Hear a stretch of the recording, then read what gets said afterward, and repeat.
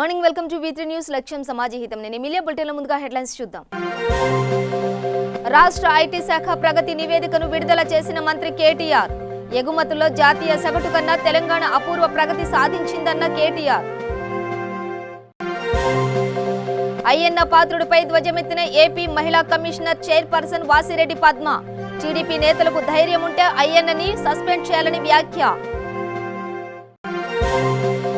చిత్తూరు జిల్లాలో నేతన్న హస్తం చెక్కుల పంపిణీ చేసిన మంత్రి రామచంద్రారెడ్డి. సీఎం జగన్ ప్రతి కుటుంబానికి లబ్ధి చేకూరే విధంగా పథకాలు ప్రవేశపెడుతున్నారన్న మంత్రి.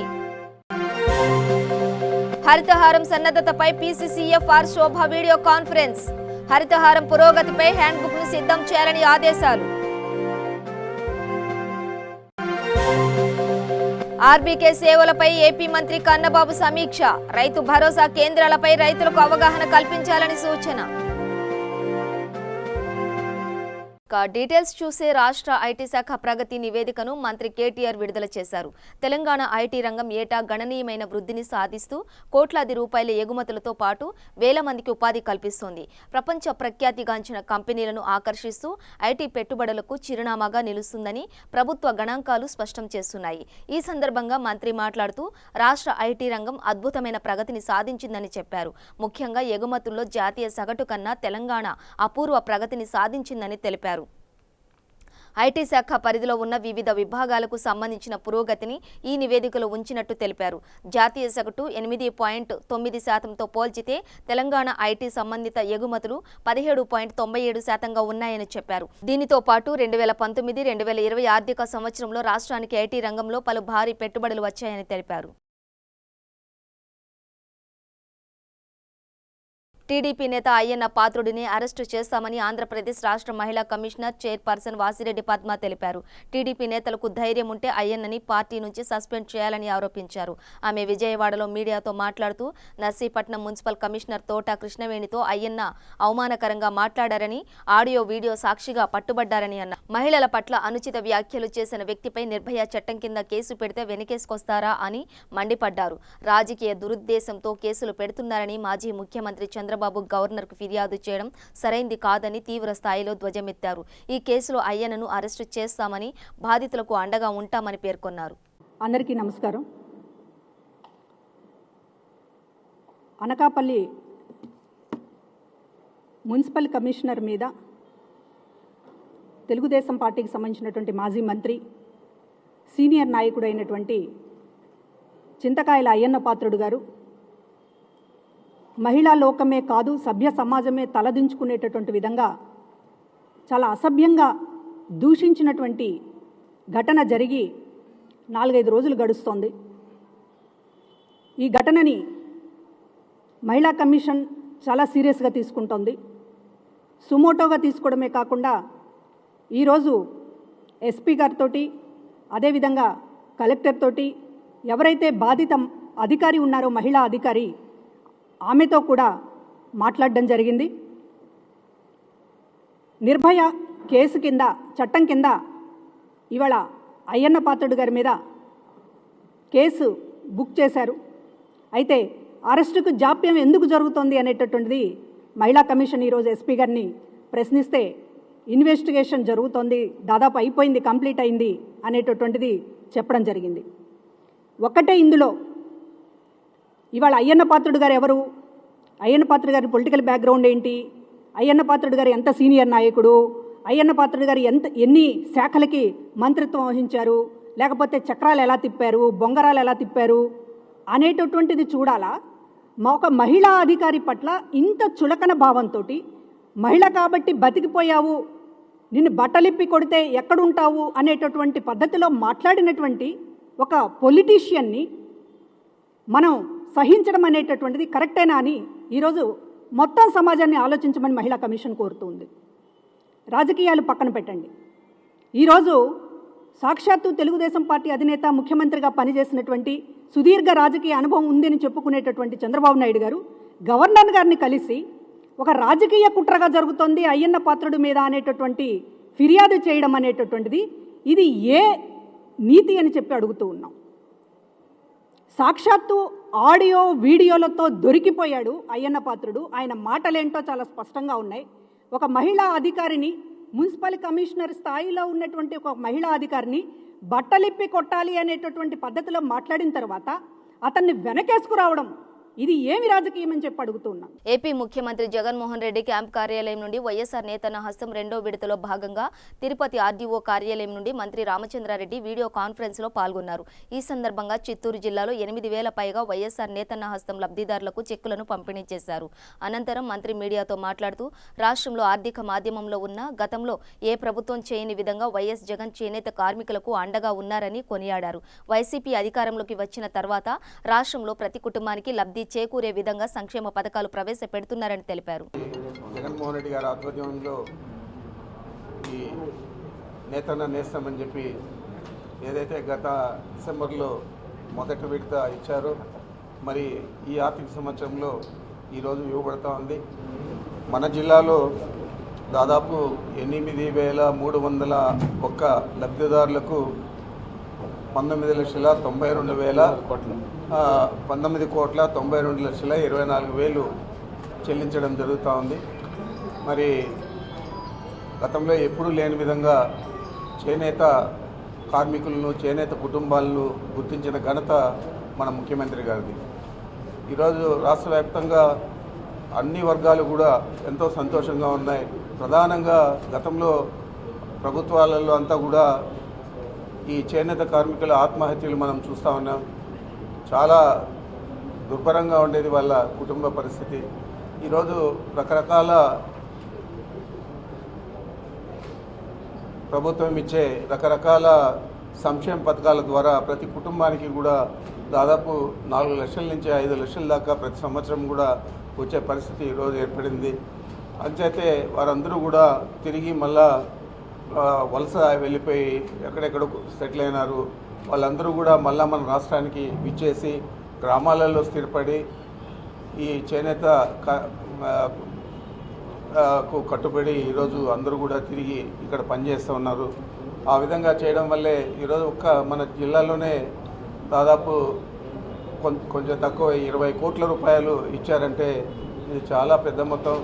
గతంలో ఏ ప్రభుత్వం కూడా ఈ విధంగా చేయలేదు. ఒక జగన్మోహన్ రెడ్డి గారే చేయడం అనేది ఈ ప్రభుత్వం ఘనత, వారి ఘనత. తప్పకుండా అందరూ కూడా దీన్ని ఆసరాగా తీసుకొని ఇంకా బెంగళూరులో ఇతర ప్రాంతాల్లో సెటిల్ అయిన మన జిల్లాకు సంబంధించిన చేనేత కార్మికులందరూ కూడా తిరిగి మన జిల్లాకు రావాలా. మీరు ఇంటి దగ్గరే ఉండి ఈ కార్యక్రమాలు చేయండి. ఇది నిరంతరం కూడా కొనసాగుతుంది. ఈరోజు ఇచ్చేసాము, మళ్ళీ ఇంకా 4 సంవత్సరాల్లో మనం ఇవ్వము, మళ్ళీ ఎన్నికల ముందు ఇస్తామనే పరిస్థితి గత ప్రభుత్వం ఏ విధంగా చేస్తా ఉన్నదో ఆ విధంగా కాకుండా ఇది ప్రతి 10 రోజులకు కూడా సర్వే చేసి 10 రోజుల్లో మళ్ళా అర్హులైన వారు ఎవరైనా అర్జీలు పెట్టుకుంటే వారిని పరిశీలించి అర్హులైన వారికి మళ్ళా తిరిగి ఈ పథకాన్ని వర్తింపజేసే విధంగా నిరంతరం కొనసాగుతుంది. అన్ని సంక్షేమ పథకాలు కూడా ఆ విధంగానే కొనసాగుతాయి. కాబట్టి ఈ ప్రభుత్వం చేస్తున్న ఈ కార్యక్రమాలన్నింటినీ కూడా గుర్తించి ఈ ప్రభుత్వానికి లబ్ధిదారులందరూ కూడా అండగా నిలవాలని చెప్పి నేను మనసారా కోరుకుంటా ఉన్నాను. 6వ విడత హరితహారంలో 20 కోట్ల నుంచి 30 కోట్ల మొక్కలను పెంచినట్టు తెలంగాణ అటవీ సంరక్షణ ప్రధాన అధికారి ఆర్ శోభ తెలిపారు. ఇటీవల కలెక్టర్ల సమావేశంలో సీఎం కేసీఆర్ ఆదేశాల మేరకు హెచ్ఎండిఏ పరిధిలో 5 కోట్లు, జీహెచ్ఎంసీలో 2.50 కోట్లు, ఇతర మున్సిపాలిటీలో మరో 5 కోట్ల మొక్కలను అదనంగా నాటాలని నిర్ణయించినట్లు పేర్కొన్నారు. హరితహారం సన్నద్ధతపై జిల్లాల అటవీ శాఖ అధికారులతో ఆమె వీడియో కాన్ఫరెన్స్ నిర్వహించారు. జిల్లాల వారీగా అటవీ ప్రణాళికలు, హరితహారం పురోగతిపై హ్యాండ్బుక్ను సిద్ధం చేయాలని ఆదేశించారు. ఎంపీ జోగినిపల్లి సంతోష్ కుమార్ చేపట్టిన గ్రీన్ ఇండియా ఛాలెంజ్ కార్యక్రమాన్ని అసెంబ్లీ ఆవరణలో నిర్వహించారు.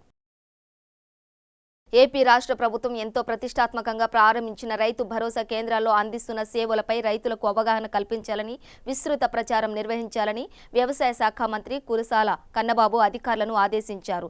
ఆర్బీకేల పనితీరు, వ్యవసాయ యంత్రీకరణపై సంబంధిత అధికారులతో సమీక్ష నిర్వహించారు. ఆర్బీకేలు సమగ్ర వ్యవసాయ కేంద్రాలనే విషయంపై రైతులకు తెలియకపోతే ప్రభుత్వ లక్ష్యం దెబ్బతింటుందని, ఆర్బీకే నుంచి అందించే సేవలను ప్రజల్లోకి తీసుకువెళ్లాలని పేర్కొన్నారు.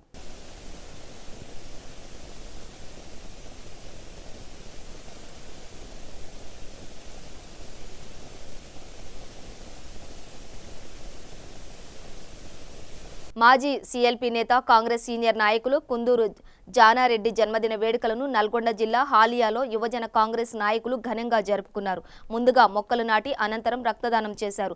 జానారెడ్డి తనయుడు జైవీరెడ్డి రక్తదాన శిబిరాన్ని ప్రారంభించి తాను కూడా రక్తదానం చేశారు. ఈ కార్యక్రమంలో జానారెడ్డి అభిమానులు, కాంగ్రెస్ నాయకులు, కార్యకర్తలు భారీ సంఖ్యలో పాల్గొన్నారు.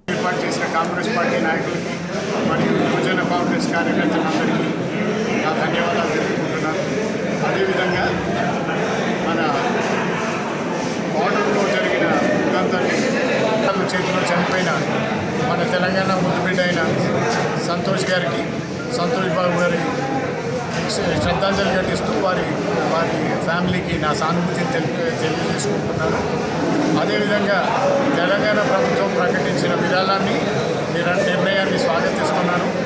అదేవిధంగా ఈ రక్తదాన శిబిరంలో మా కార్యకర్తలు, నాయకులు ప్రతి ఒక్కరూ ఇచ్చిన ప్రతి ఒక్క రక్తపోటుని సంతోష్ బాబు గారికి అంకితం ఇస్తున్నారు. భారత్ చైనా సరిహద్దులో జరిగిన ఘర్షణలో అమరుడైన కల్నల్ సంతోష్ బాబుకి రాష్ట్ర వ్యాప్తంగా నివాళుల వర్షం కురుస్తోంది.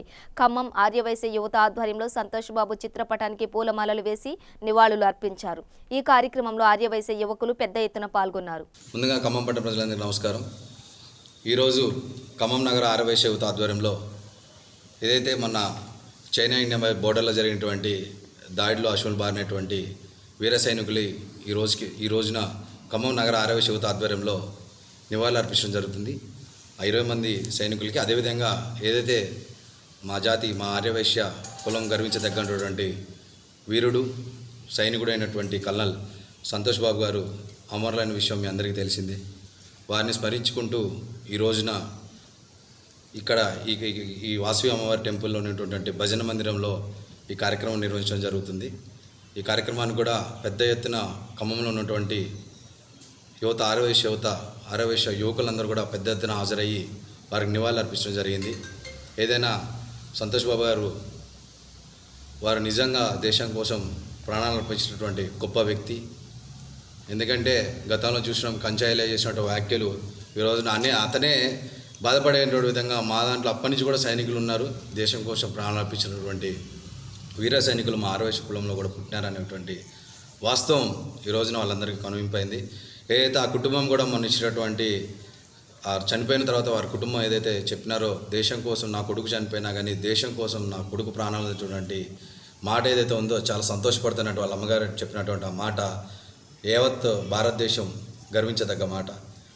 ఏదైనా వాళ్ళ కుటుంబానికి ఆ దేవుడు అనుగ్రహం ప్రసాదించాలని వారి కుటుంబానికి మా ఖమ్మం నగర ఆర్యవైశ్య యువత తరపున ప్రగాఢ సానుభూతి వ్యక్తం చేస్తున్నాం. జోహార్ సంతోష్ బాబు, జోహార్ సంతోష్ బాబు, జోహార్ సంతోష్ బాబు. పెట్రోల్, డీజిల్ ధరల నియంత్రణపై విశాఖలో సిపిఐ నేతలు నిరసన బాట పట్టారు. అంతర్జాతీయ మార్కెట్లో ధరలు తగ్గుతున్నా పెట్రోల్ ధరలను ప్రభుత్వం పెంచడంపై సిపిఐ నేతలు ఆందోళన వ్యక్తం చేశారు.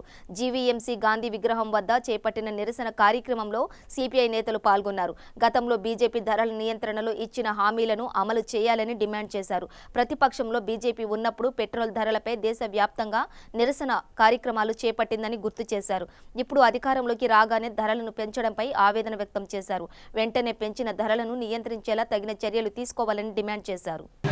ప్రపంచవ్యాప్తంగా కోవిడ్ నేపథ్యంలో పెట్రోలియం ఉత్పత్తుల ధరలు భారీగా పతనమయ్యాయి. వాస్తవానికి ఒక బ్యారెల్ క్రూడ్ ఆయిల్ ధర $1 పడిపోయినటువంటి పరిస్థితి ఉంది. కానీ మన దేశంలో వరుసగా 13 రోజుల నుంచి రోజు పెట్రోల్ ధరలు పెరుగుతూనే ఉన్నాయి. మన పొరుగునున్నటువంటి దేశాలు, మనకన్నా చిన్న దేశాలు, ఆర్థిక వ్యవస్థలు బాగలేవని చెప్పని చెప్పుకుంటున్నటువంటి దేశాల్లోని దాదాపు 7-8 రూపాయలు ధరలు తగ్గించారు పెట్రోలు, డీజిల్ మీద. మన దగ్గరికి వచ్చేటప్పటికి వరుసగా 13 రోజుల నుంచి ధరలు పెంచి దాదాపు 8 రూపాయలు పైబడి ప్రజల మీద భారాలు వేస్తూ ఉన్నారు.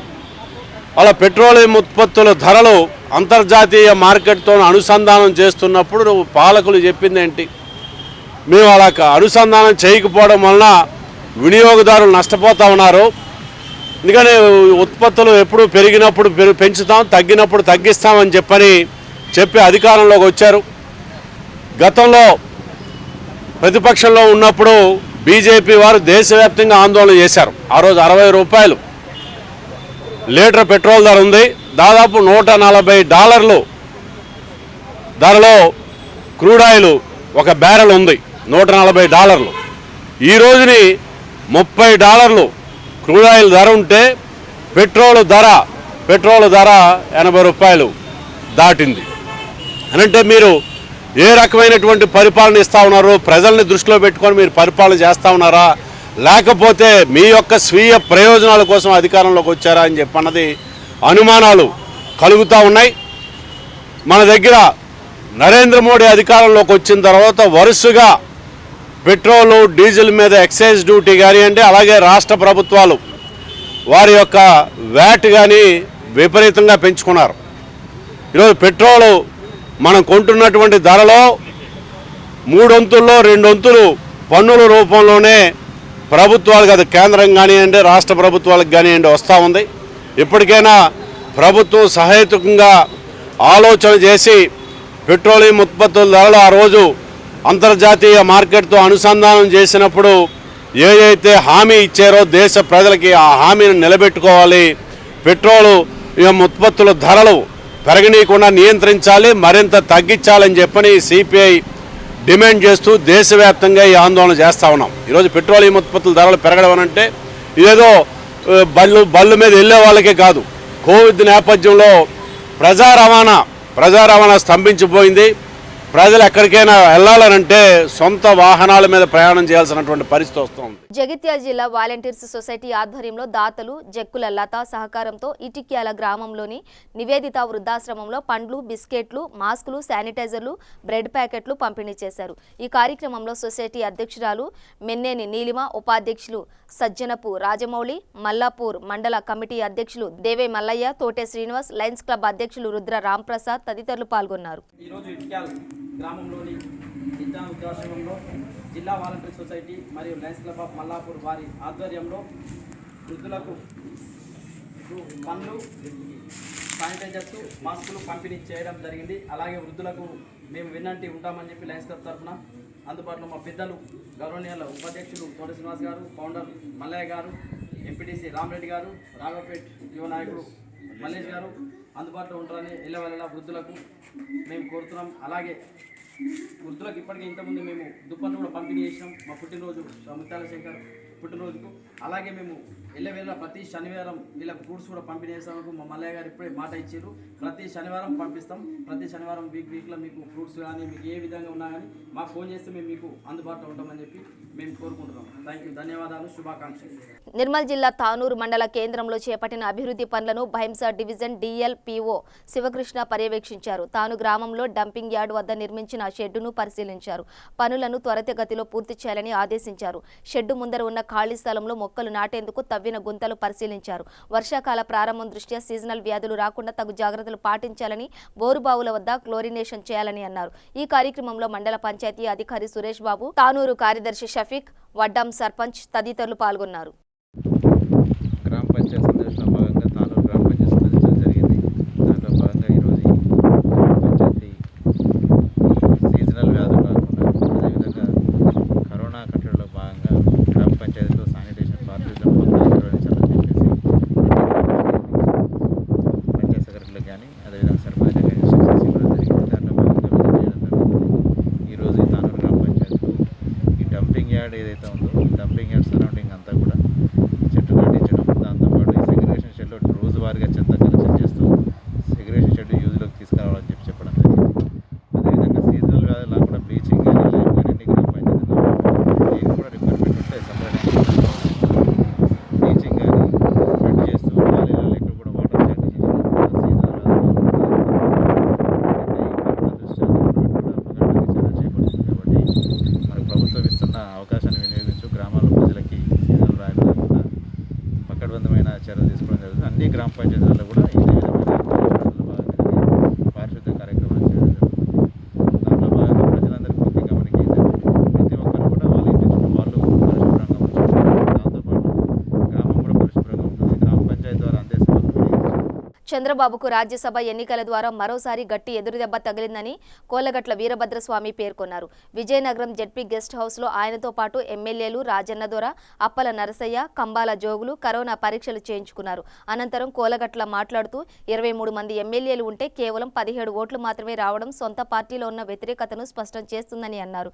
రాష్ట్ర ప్రజలంతా వైఎస్ జగన్మోహన్ రెడ్డికి శాశ్వత ముఖ్యమంత్రిగా ఉండాలని ప్రజలు కోరుకుంటున్నారని చెప్పారు. గతంలో టీడీపీ ప్రభుత్వ హయాంలో విజయనగరం భోగాపురం ఎయిర్పోర్టుకు అవసరానికి మించి భూమిని సేకరించారని, వైసీపీ నాయకులు భూములను బలవంతంగా లాక్కున్నారని అన్నారు. వైసీపీ పాలనలో విస్తృత స్థాయిలో సంక్షేమ పథకాలు అమలవుతున్నాయని అన్నారు. ఎన్నికలు జరిగిన నేపథ్యంలో విజయనగరం జిల్లా శాసనసభ్యులు మంత్రులు మరి రాజధానికి వెళ్ళడం జరిగింది. 4 రోజుల పాటు విజయవాడ పరిసర ప్రాంతాల్లో మేమందరమే పర్యటించినప్పుడు ఆ ప్రాంతం అంతా కూడా రెడ్ జోన్గా ఉండి కరోనా వైరస్ ఎక్కువగా ఉన్న నేపథ్యంలో 4 రోజుల పాటు ఆ ప్రాంతంలో ఉన్న మేము విజయనగరం రాగానే కరోనా టెస్టుల్ని చేయించుకోవడం జరిగింది.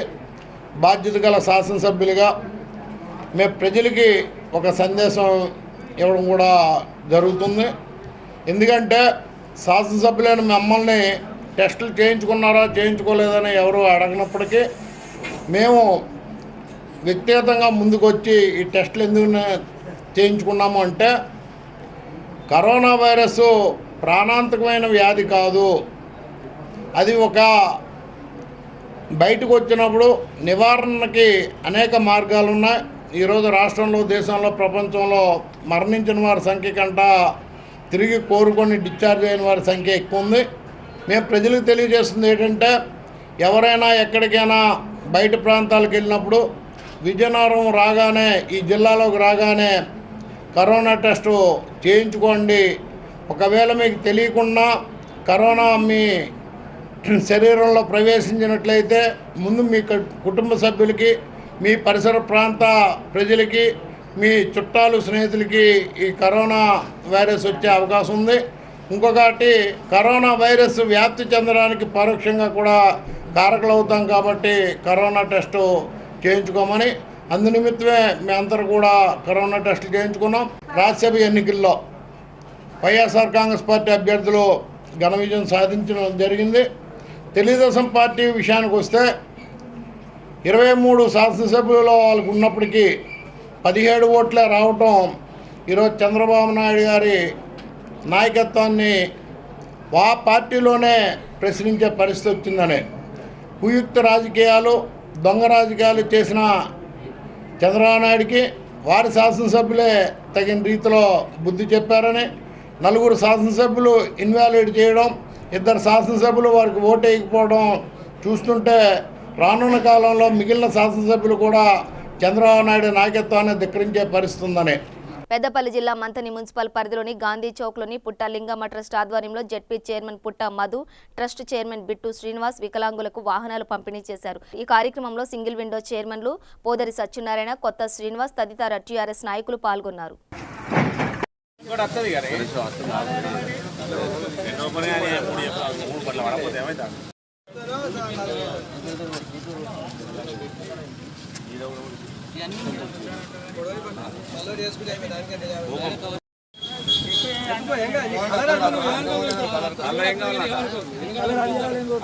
రమేష్ ఇట్రా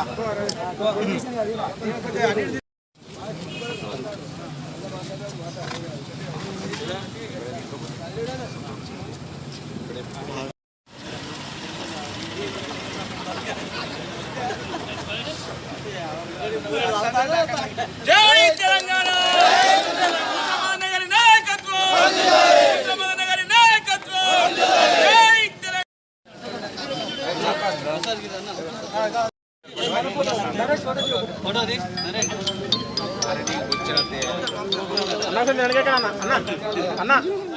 వికారాబాద్ జిల్లా ధరూర మండలం మైలారం తండాలో దారుణం చోటు చేసుకుంది. కుటుంబ కలహాల నేపథ్యంలో కిషన్ నాయక్ అనే వ్యక్తి తన భార్య గంగీబాయిపై గొడ్డలితో దాడి చేశాడు. తీవ్రంగా గాయపడిన మహిళను ఆసుపత్రికి తరలిస్తుండగా మార్గ మధ్యంలో మృతి చెందింది. సమాచారం అందుకున్న పోలీసులు సంఘటనా స్థలానికి చేరుకుని కేసు నమోదు చేసి దర్యాప్తు చేపట్టారు. ఈరోజు ఉదయం మన దారూన్ మండలం మైలారం కొత్త తండా నుంచి ఒక ఇన్ఫర్మేషన్ ఏంటంటే ఇట్లా కిషన్ నాయక్ అనే వ్యక్తి తన భార్య గంగిబాయి వయసు వచ్చేసి ఒక 30 సంవత్సరాలు ఉంటుంది. ఆమెను గుడ్డంతో ఫ్యామిలీ ఇష్యూస్లో నరికినాడని చెప్పి ఇన్ఫర్మేషన్ వస్తే మేము పోయినాము. రక్తం మడుగులో ఆమె పడి ఉంటే ఇమీడియట్గా హాస్టల్కి షిఫ్ట్ చేసినాము. హాస్టల్లో షిఫ్ట్ చేసిన తర్వాత వైల్ అండర్గోయింగ్ ట్రీట్మెంట్ ఆమె చనిపోయింది. ఆమె భర్త కుటుంబ కలహాల కారణంగా ఆమెను హత్య చేసినట్టు ప్రాథమిక సమాచారం. కేసు దర్యాప్తు చేస్తున్నాం. తదుపరి సమాచారం ఆఫ్టర్ ఇన్వెస్టిగేషన్ ఇస్తాం. తర్వాత పిల్లలు పక్కన పడుకుని ఉండగానే ఈమె పైన ఆర్గ్యుమెంట్ చేసుకొని ఆ తర్వాత కోపంలో గుడ్డలతో కొట్టినట్టు ప్రాథమికంగా తెలియదు. దర్యాప్తు అయిన తర్వాత పూర్తి సమాచారం తెలుస్తుంది. అంటే ఎందుకోసం కుటుంబంలో చిన్న విషయాల్లో ఆర్గ్యుమెంట్ పెట్టుకొని సడన్ ప్రొవోకేషన్తో జరిగారు. బులెటిన్ ముగించే ముందు హెడ్లైన్స్ మరోసారి. రాష్ట్ర ఐటీ శాఖ ప్రగతి నివేదికను విడుదల చేసిన మంత్రి కేటీఆర్. ఎగుమతుల్లో జాతీయ సగటు కన్నా తెలంగాణ అపూర్వ ప్రగతి సాధించిందన్న కేటీఆర్. అయ్యన్న పాత్రుడిపై ధ్వజమెత్తిన ఏపీ మహిళా commissioner chairperson Vasireddy Padma. TDP నేతలకు ధైర్యం ఉంటే అయ్యన్నని సస్పెండ్ చేయాలని వ్యాఖ్య. చిత్తూరు జిల్లాలో నేతన్న హస్తం చెక్కుల పంపిణీ చేసిన మంత్రి రామచంద్రారెడ్డి. సీఎం జగన్ ప్రతి కుటుంబానికి లబ్ధి చేకూరే విధంగా పథకాలు ప్రవేశపెడుతున్నారన్న మంత్రి. హరితహారం సన్నద్ధతపై పీసీసీఎఫ్ఆర్ శోభ వీడియో కాన్ఫరెన్స్. హరితహారం పురోగతిపై హ్యాండ్బుక్ ను సిద్ధం చేయాలని ఆదేశాలు. ఆర్బీకే సేవలపై ఏపీ మంత్రి కన్నబాబు సమీక్ష. రైతు భరోసా కేంద్రాలపై రైతులకు అవగాహన కల్పించాలని సూచన. ఇవి బులెటిన్ విశేషాలు. మరింత సమాచారం కోసం చూస్తూనే ఉండండి V3 న్యూస్. లక్ష్యం సమాజహితం.